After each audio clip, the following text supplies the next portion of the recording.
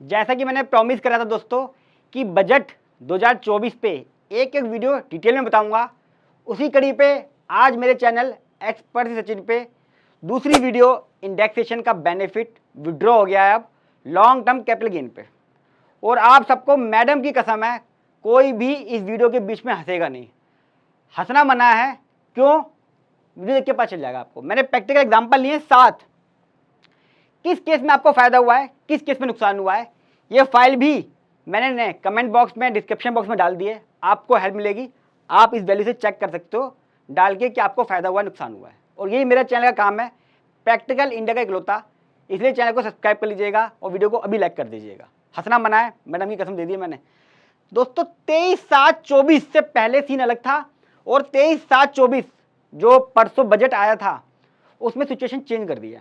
क्या लिखा है पढ़ के बताता हूं। मैडम ने बोला है कि कैपिटल गेन के केस में अब any long term capital gain जो अवेलेबल है प्रॉपर्टी, गोल्ड और अदर अनलिस्टेड एसेट्स के अंदर, वो मना हो गई है। पढ़ रहा हूं मैं इसको। क्या रीजन दिया है? This will ease computation of capital gain, मतलब कंप्यूटेशन ऑफ कैपिटल गेन आसान हो जाएगी फॉर द टैक्स पेयर, हम लोगों के लिए, एंड टैक्स एडमिनिस्ट्रेशन। यार हमें क्या दिक्कत आती थी, हम तो आइटम में परचेज वैल्यू डालते थे, डेट डालते थे, अपना आप इंडेक्स ले लेता था।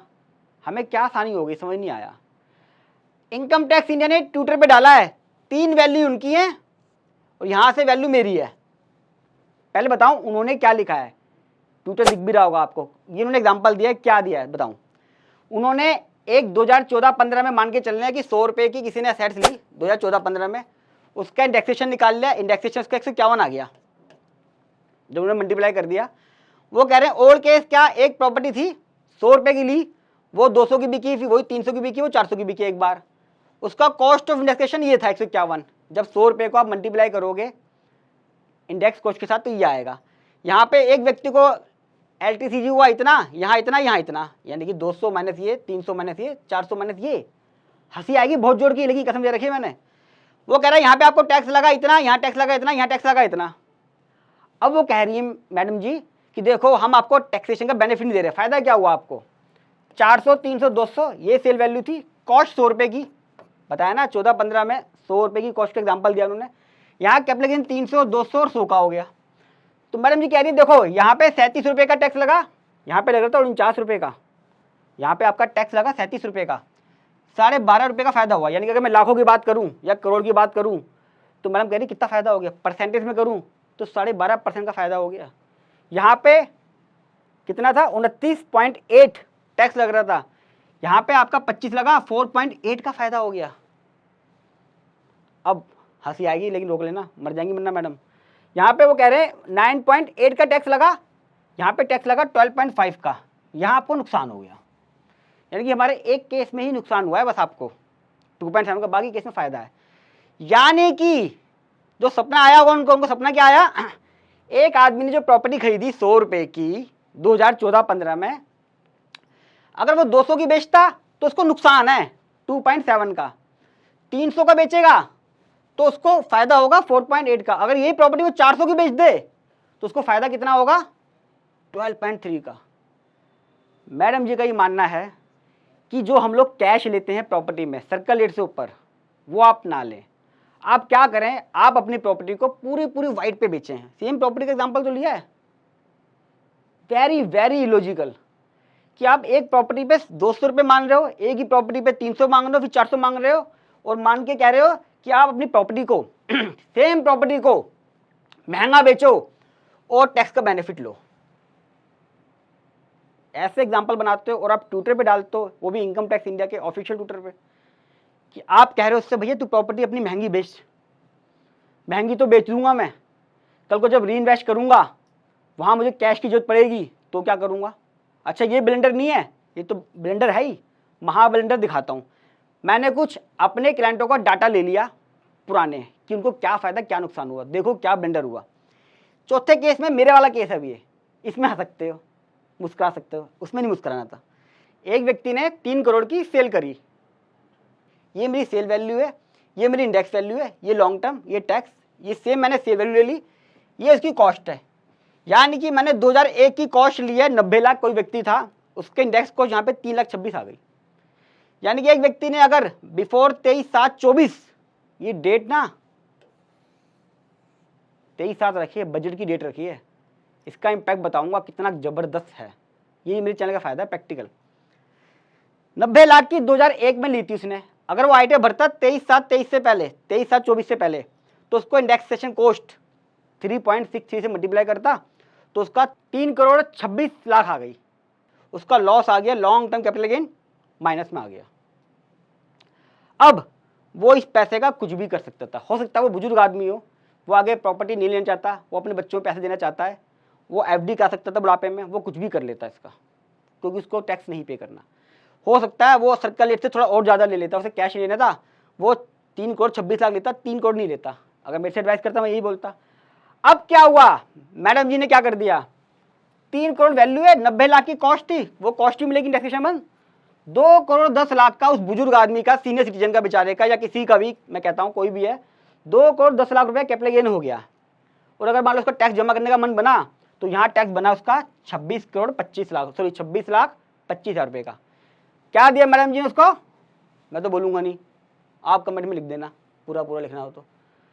यानी कि एक व्यक्ति का बेचारे का जहां इंडेक्सेशन से बेनिफिट मिलकर लॉस हो रहा था, वो अपने बच्चों को पैसा बाहर देता, जो मर्जी करता, 4 घर खरीदता, उसके बच्चे थे 4, वो 4 घर खरीदता। यहाँ पे क्या हो गया, 2,10,00,000 का कैपिटल गेन आ गया। यानी कि घर बेच के जो 2 करोड़ की लिमिट है लॉन्ग टर्म कैपिटल गेन की, यहाँ वो 2 घर भी नहीं ले सकता बेचारा। सोचो, सिर्फ एक घर लेगा और उसको 2,10,00,000 रुपए जमा करने पड़ेंगे रियल इस्टेट को बूस्ट करवाने के लिए। मैडम जी ने ये कहा है, अब नहीं होगा इससे रियल इस्टेट बूम। यहाँ पे तो वो कुछ नहीं खरीदता, उसकी मर्जी थी, जो मर्जी करता, एफडी कराता, शेयर मार्केट करता, बच्चों को बांटता, थाईलैंड घूमने जाता, वो एंजॉय करता बुढ़ापे में। फिर यहाँ पे बेचारे को 2,10,00,000 रुपए इन्वेस्टमेंट करने पड़ेंगे, और वो भी एक घर में। मजबूरी कितनी हो गई इसकी, क्या एग्जाम्पल डाल लो अभी 100, 200, 300, 400 प्रॉपर्टी बना के। आप कहना चाह रहे हो कि प्रॉपर्टी पूरी की पूरी वाइट में बेचो, आप जितनी वाइट में बेचोगे, यानी कि 200 नहीं, डबल रेट पे बेचो, तो आपको थोड़ा बेनिफिट मिल जाएगा। चलिए कोई बात नहीं, इस पर थोड़ा सा मैं एग्रेशन हो गया हूँ, थोड़ा कूल हो जाता हूँ, बीपी लो कर लेता हूँ। अगला एग्जाम्पल, फिर मैंने वैल्यू ली 3 करोड़ रुपए की, उसी सीनियर सिटीजन केस में या किसी भी केस में। अब मान के चलता हूँ उसकी जो 2001 की कॉस्टिंग थी वो 50,000 रुपये थी, 50 लाख रुपए थी। 50 लाख का इंडेक्सेशन करा 3.63 से, 1,81,50,000 आ गया। 23 से पहले उसका टैक्स बनता 1,18,50,000, ये उसका लॉन्ग टर्म कैपिटल गेन।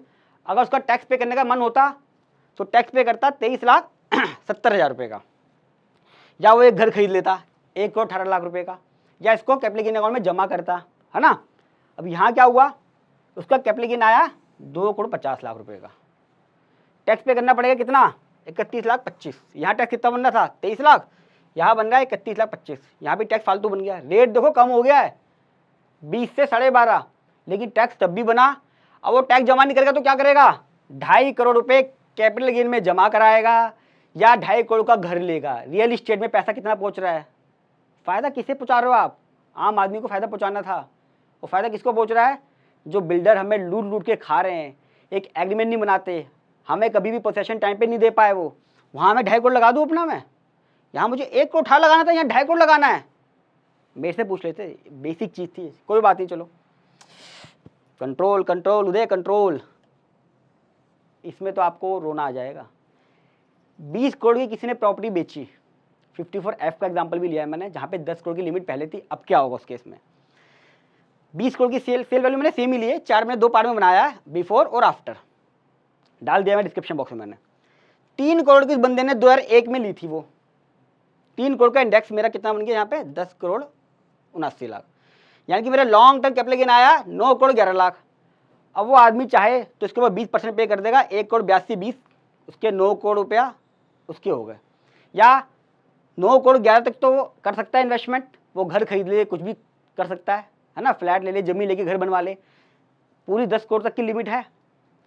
उसी केस में वो बेचारा, उसने कितना पैसा जोड़ा होगा, प्रॉपर्टी जोड़ी होगी, उसकी 20 करोड़ की सेल हुई और कॉस्ट थी 3 करोड़ की। उसी सेम केस में 17 करोड़ का उसे कैपिटल गेन हो गया। अब 17 करोड़ कैपिटल गेन में या तो 2,12,00,000 का टैक्स जमा कराएगा, यहाँ कितना बन रहा था 1,82,00,000, यहाँ पे 2,12,00,000, यहाँ पे भी ज़्यादा बन रहा है। तो भैया ऐसा कौन सा केस आपने ढूंढा यहाँ पे लोगों को फ़ायदा हो रहा है, ये तो हमें बता दो। ये बताया हमें कि प्रॉपर्टी अपनी 2 गुना बेच दो तो आपको थोड़ा फ़ायदा हो जाएगा। इस केस में कितना नुकसान हो गया? डायरेक्टली 30 लाख का नुकसान हुआ बेचारे को। 30 लाख रुपए क्या होते पता है? सोच समझते हो आप? अगर वो इन्वेस्टमेंट भी करेगा बेचारा तो 10 करोड़ तक की तो लिमिट ही है। 10 करोड़ की लिमिट करेगा, 7 करोड़ के ऊपर तब भी उसको 12.5% टैक्स देना पड़ेगा। 7 करोड़ के ऊपर 12 12.5% देना ही पड़ेगा। यहाँ इस केस में पूरा पूरा बच गया वो, क्योंकि 10 करोड़ से कम आ रहा है। यहाँ 10 करोड़ से ऊपर है तो 7 करोड़ के ऊपर टैक्स देना ही पड़ेगा इसको। ये है हमारा बजट, है ना? ये बजट नहीं है, क्या बोलूँ मैं, खैर चलो। अब दोस्तों करोड़ों की वैल्यू मैंने बना दी। कई लोग कहेंगे कि आपने सरकार के अगेंस्ट डाटा सारा करा है, कुछ जगह फायदा भी हुआ है। हाँ हुआ है, कुछ हम जैसे गरीबों को फायदा हुआ है, लेकिन कैसे वो बता दूं कि फायदा दिया कैसे है। होता है ना, कान इधर से पकड़ लो, इधर से पकड़ लो, तो मैडम ने तो ऐसे पकड़ लिया, ऐसे यूं पकड़वाए, दोनों पकड़वाए। एक मैंने 7वां केस लिया, 50 लाख की प्रॉपर्टी थी, उसका कॉस्ट थी 5 लाख रुपए की, 2001 की। अगर वो व्यक्ति 23/7/24 से पहले बेचता तो उसका कॉस्ट ऑफ इंडेक्सेशन आता 18,15,000 रुपये। लॉन्ग टर्म कैपिटल गेन आता है 31,85,000। तो उसको इसको इन्वेस्ट करना पड़ता है 31-85 को, किसी प्रॉपर्टी में कर लेता है या बॉन्ड लेता है 31-85 के, और 18 लाख रुपए की अपनी एफडी कराता, बुढ़ापे का होता तो अपना ध्यान रखता, या टैक्स पे करता तो 637, टैक्स तो कोई पे करता नहीं है 637। अब मैडम जी ने क्या करा, 50 लाख की सेल वैल्यू सेम, कॉस्ट रहेगी 5 लाख, क्योंकि इंडेक्सेशन तो मिलना नहीं है। 45 लाख का कैपिटल गेन आ गया उसके ऊपर। अब उसको 45 लाख रुपए इन्वेस्टमेंट करने पड़ेंगे। यहाँ इन्वेस्ट कर रहा था सिर्फ 31 लाख, यहाँ रख सकता था 18 लाख अपने पास एफडी में, यहाँ रखेगा सिर्फ 5 लाख। तो मैडम जी ने बोला फायदा दिया है हमने। कैसे दिया है? देखो यहाँ आ रहा था टैक्स 5,62,500 जो मैडम जी ने दिया है, यहाँ पे पहले आ रहा था 6,37,000 का, हमने आपको 74,500 का फायदा दे दिया। इसीलिए तो लाए हम, इसलिए लाए हो कि आदमी इन्वेस्टमेंट ना करके टैक्स जमा कर दे 74,500 का। यहाँ तो बेचारा टैक्स पे करता ही नहीं, क्योंकि उसको इन्वेस्टमेंट करनी थी, कम थी, उसका पैसा बच जाता। अब यहाँ वो क्या सोचेगा, 45 लाख रुपए इन्वेस्टमेंट करनी है मेरे को, ना करके सच करता हूँ, टैक्स पे कर देता हूँ, थोड़ा फ़ायदा भी हो रहा है, तभी अपने पास कुछ रख पाऊँगा। 5 लाख में मेरा क्या होगा? ये मिला है बजट में हमें फ़ायदा। ये एग्जाम्पल है। अब कुछ प्रैक्टिकल बातें हैं जो आपको ध्यान रखनी है। सबको फ़ायदा हुआ है दोस्तों, और कोई हंसा तो नहीं ना? अगर कोई हंसा तो मुझे लिख के बता दे प्लीज़, मैं चाहता नहीं कि मैडम जी को कुछ हो जाए, कसम दी मैंने उनकी। ये सभी एसेट्स पे लागू है दोस्तों। कोई भी प्रॉपर्टी आपकी, commercial, residential, land, urban agriculture, जो भी चीज़ें हैं, ऑल प्रॉपर्टीज, गोल्ड, कोई भी अनलिस्टेड एसेट्स है, मैंने इसकी डिटेल डिस्क्रिप्शन बॉक्स में डाल दी है, क्योंकि डिटेल में लंबी वीडियो हो जाती है, डिस्क्रिप्शन बॉक्स में डाल दी है। 12.5% का जो रेट है वो सभी लॉन्ग टर्म कैपिटल गेन पर हुआ है, चाहे वो शेयर्स हो, प्रॉपर्टी एक्स्ट्रा हो, सभी पे है। एग्जाम्पशन है कुछ, वो मैं वीडियो बनाऊंगा अगली, इसमें डाल दूंगा, डिस्क्रिप्शन बॉक्स में इसको भी डाल दिया है। अब जब ITR आएगी AY 25-26 की, यानी फाइनेंशियल 24-25 में हुआ है, तो 25-26 का जो फॉर्म आएगा उसमें 2 हेड होंगे कैपिटल गेन के ITR में प्रॉपर्टी के लिए। एक होगा 23/7 से पहले का, एक होगा 23/7 के बाद का। पूछेगा वो क्या आपने प्रॉपर्टी 23/7 पहले से बेची है, 23/7 बाद में बेची है? सरकार इतना काम बढ़ा सकती है, क्यों बताऊं? बता रहा हूं अभी, ये की वजह ये बताता हूं पहले, चलो मजा आएगा आपको। 23/7/24 को मान लो किसी ने प्रॉपर्टी रजिस्टर करा दी 10 बजे सुबह, सरकार चाहती तो उसको 1 अगस्त से कर सकती थी, 1 सितंबर से कर सकती थी, या क्वार्टरली 1 अक्टूबर से कर सकती थी। सरकार ने बोला नहीं, 23/7 से करो जिस दिन बजट आ रहा है। मान लो मेरा एक ऐसी था, मैंने इसकी पूरी प्लानिंग कर दी, उसका 10 करोड़ से ऊपर का कैपिटल गेन था, मैंने बोला आपको जाके, या उसको 2 घर लेने थे, उसने सुबह सुबह 10 बजे अपनी रजिस्ट्री करा ली प्रॉपर्टी की, उसका कैपिटल गेन 1,93,00,000 था, उसने इंडेक्सेशन भी ले लिया, उसने 1,93,00,000 के बेस पे 2 घर की रजिस्ट्री करा दी 11 बजे, 11 AM, सारी पेमेंट कर चुका था वो, स्टैम्प ड्यूटी पे कर चुका, सब कुछ था, सिर्फ रजिस्ट्री बची थी, उसने सुबह रजिस्ट्री करा भी ली सुबह 11 बजे। बजट तो बाद में आया, तो क्या आप इसको एग्जाम्पशन नहीं दोगे? आपने लोग 23/7 से, 23/7 का मतलब हो गया रात को 12 बजे से ही हो गया, 23/7 से, तो 23/7 का मतलब यही तो हो गया। कम से कम उसमें आप ये तो लिखते हैं जो रजिस्ट्री करा चुका, जो पहले प्लानिंग कर चुका, सुबह 10 बजे जाके रजिस्ट्री करा ली, उसे तो कुछ पता ही नहीं है, उसका क्या होगा? उसको भी अब सब कुछ करना पड़ेगा जो मैंने बताया वीडियो में। प्लानिंग थोड़ी सी बता दूं मैं प्रैक्टिकली। अगर आपको फुल पेमेंट रिसीव हो गई है 23/7/24 से पहले और पोसेशन भी हो चुकी है तो रजिस्ट्री बाद में हो रही है तो उससे कोई फर्क नहीं पड़ेगा। रजिस्ट्री एक सिर्फ डॉक्यूमेंट प्रोसीजर है, ज़्यादा लोग कहते हैं, लेकिन अगर आपने पेमेंट पूरी रिसीव कर ली है या पेमेंट पूरी कर दी है और आपकी रजिस्ट्री बाद में हो रही है तो आप पुराने प्रोविजन का बेनिफिट ले सकते हो। बहुत सारे केस ऐसे होंगे 23/7 में जहाँ पेमेंट पूरी चली गई, रजिस्ट्री नहीं हुई होगी। अब कन्फ्यूजन आएगी, क्या रजिस्ट्री की डेट लूँ या ये वाली? तो कौन सी डेट लेनी है आपने? आपको इसके लिए पढ़ना पड़ेगा ट्रांसफर ऑफ प्रॉपर्टी एक्ट कि ट्रांसफर एग्जीक्यूट कब माना जाता है। जब ट्रांसफर एग्जीक्यूट माना जाता है तब आपका कैपिटल गेन होता है। तो इस केस में क्या है, अगर आपको पूरी पेमेंट मिल गई है, पोसेशन मिल गया है, तो आपका 23/7 पहले से माना जाएगा। थोड़ा सा कॉम्प्लिकेशन है, अपने सीए से कंसल्ट कर लें डिसीजन लेने से पहले। तो ये है हमारी बजट की दूसरी वीडियो। आशा करता हूँ आपको वीडियो यूजफुल लगी होगी। थोड़ी सी लेंथी है लेकिन बिल्कुल प्रैक्टिकल है। अच्छी लगी हो लाइक कर दीजिएगा, कमेंट बॉक्स में जरूर बताइएगा। और आपका कोई केस है, आप पता करना चाहते हैं कि मुझे फ़ायदा हुआ नुकसान हुआ है, आप अपना फैक्ट कमेंट बॉक्स में लिख दीजिएगा, मैं आपको कैलकुलेशन बना के कमेंट बॉक्स में जरूर डाल दूंगा। और जितना हो सके मेरी बजट की वीडियो है, प्रैक्टिकल है, अपने व्हाट्सअप फेसबुक सब जगह शेयर करें। और फर्स्ट टाइम आ रहे हैं मेरे चैनल को सब्सक्राइब कर लें। मेरी बाकी भी बजट की वीडियो प्ले लिस्ट बनी हुई है बजट 2024, उसमें देख लीजिएगा। जल्द मिलूंगा अगली वीडियो में, तब तक नमस्कार।